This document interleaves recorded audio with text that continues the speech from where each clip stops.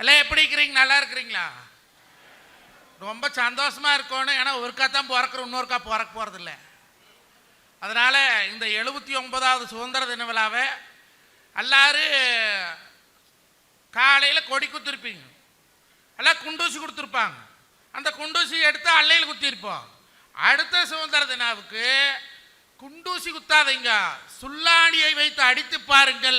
அப்பொழுதுதான் இந்திய தேசத்தின் சுதந்திரத்திற்கான நம் முன்னோர்கள் எத்தனை வழிபட்டிருக்கிறார்கள் என்று இன்றைய இளைய தலைமுறைக்கு தெரியும்னு சொன்னா அப்படி சந்தோஷமா கொண்டாடக்கூடிய சுதந்திரத்தில் நல்ல தலைப்புங்க, அருமையான தலைப்புங்க, அற்புதமான தலைப்புங்க, இந்த காலத்தில் பேச வேண்டிய தலைப்புங்க. ஆமா, என்ன தலைப்புங்க? ஆஹா, இது சும்மா கிண்டல் கேட்கிறாரு. குழந்தைகளை வளர்ப்பதிலே சிறந்தவர்கள் அன்றைய அம்மாக்களா இன்றைய அம்மாக்களா? நடுவரவர்களே, அந்த காலத்துல ஆத்தாமார்கள பிள்ளைகளை பெத்தாங்க வளர்த்தாங்க. இந்த காலத்துல ஏவோ புள்ள பெக்கற வளர்க்கறக்கு. ஆடா, நல்ல கேள்வி. அன்னைக்கெல்லாம் 8 உருப்படி 10 உருப்படி 16 உருப்படி 18 உருப்படி 22 உருப்படி பெத்தாங்க. டஜன் கணக்கு தான். டஜன் கணக்கு தான். எங்க அப்பத்தாளுக்கெல்லாம் 14 புள்ள. எங்க அப்பாரு கேட்டேன், உனக்கு என்ன பாரு வேலைன்னு. அதே தாண்டா பேராண்டி வேலைனாரு. இது சென்சார் கட் பண்ணிடுவாங்க. யோ என்னையா நான் கேட்டேன், ஏன் உனக்கு மட்டும் 14 புள்ள அப்படின்னு? உங்க பெரியப்பாருக்கு 13 புள்ளைடா, அவனை தாண்டி புள்ள பெக்கோங்கிற வைராக்கியத்திலே 14 பெத்தேன். இல்ல பேரை வேற மறந்துடுவானுங்க. 14 பிள்ளைக்கு பேர் வச்சு கூப்பிடணும்னா மறந்து பேரை மாத்தி கூப்பிடுவானுங்க இல்லையா?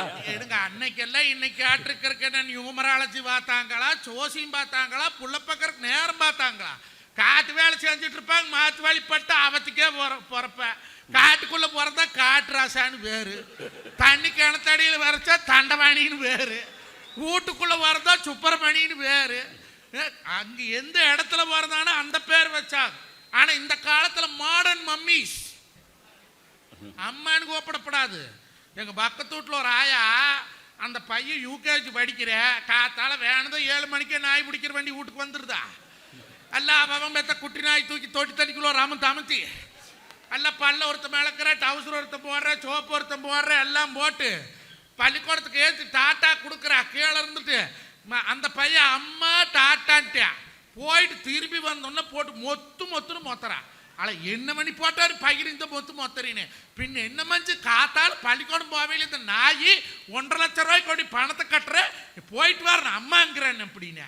ஆனால் நீ அம்மான்னு சொல்லாத, நீ சின்னம்மான்னு சொல்லுவாங்க. எப்படித்தான் சொல்லுவானும்னே. 1.5 லட்சத்து பணத்தை முழுங்குறானே, மம்மின்னு கூப்பிட மாட்டான். நான் கேட்கறாளே, மம்மின்னா என்னங்க அர்த்தம்? அது பாடம் பண்ண உடம்பு.